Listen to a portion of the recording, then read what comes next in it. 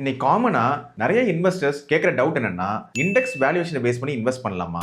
Market லோவா இருக்கு, correction ஆகுது, இன்னும் கம்மியாகுமா? இப்போ எஸ்ஐபி பண்ணலாமா? இல்ல வேல்யூவேஷன் அதிகமா இருக்கு மிட் கேப் ஸ்மால் கேப்ல.